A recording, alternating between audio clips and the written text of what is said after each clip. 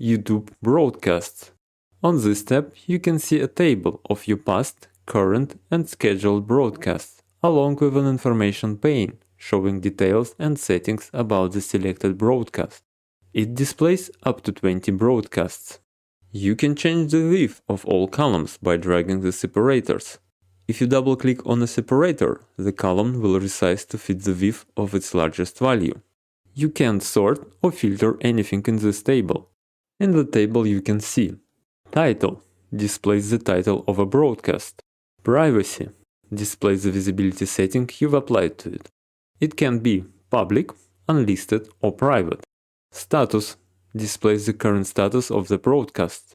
Possible statuses are created, when broadcast has been created, but a video stream has not yet been assigned. You need to create your stream manually via the YouTube API to see the status. Ready, when you have scheduled your stream but haven't sent any data to it yet. Test starting, when you've just started sending data. Testing, when you are sending data but haven't clicked the Go Live button in the dashboard. If you use After Start option in the YouTube dashboard, you will only briefly see these two statuses. Live starting, when you have clicked Go Live, but YouTube is still preparing your stream. Live, when you are live and broadcasting. Complete, when you press End Stream. Revoked, your stream must be taken down by YouTube admins to see the status. Tags displays the list of all tags of the stream. Monitored displays if the stream is being monitored by Streamer.Bot. You can monitor any stream that's not in complete or revoked status. When the stream is monitored, Streamer.Bot will be able to listen for events and interact with the stream. You can monitor multiple streams at the same time. Because of YouTube's API quota limits, any stream that is not in live status will be automatically unmonitored after 10 minutes to preserve the quota. If you right-click anywhere on the empty space in this area, a context menu will appear with the following options.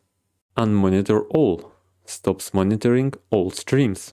If you select a broadcast, the information pane will display title, description, category and privacy setting. You can change all of these settings for any stream that is not in the complete or revoked status. The title is limited to 100 characters and the description to 5000 characters. To save changes to YouTube, you need to press the Save button. Beware, the Revert button only reverts changes made to these fields that haven't yet been saved to YouTube. If you right-click on a stream with status complete or revoked, a context menu will appear with the following options. Show Dashboard opens Live Control Room on YouTube for the stream in your default browser. Delete Broadcast prompts you to confirm the deletion of the selected broadcast from YouTube. Be careful with this option. If you right-click on a stream with other statuses, a context menu will appear with the following options. Show Dashboard opens Live Control Room on YouTube for the stream in your default browser. Delete Broadcast prompts you to confirm the deletion of the selected broadcast from YouTube. Be careful with this option. Monitor starts monitoring the stream. Category opens a submenu to change the YouTube category. Privacy opens a submenu to change the stream's privacy settings on YouTube. Tags opens a submenu where you can add or remove tags. Add allows you to add a custom tag. The submenu is populated with tags already assigned in the YouTube dashboard and those from the YouTube settings tab in Streamer.Bot. These act as checkboxes. Copy broadcast ID copies the stream's ID, which can also be found in the URL of the YouTube dashboard.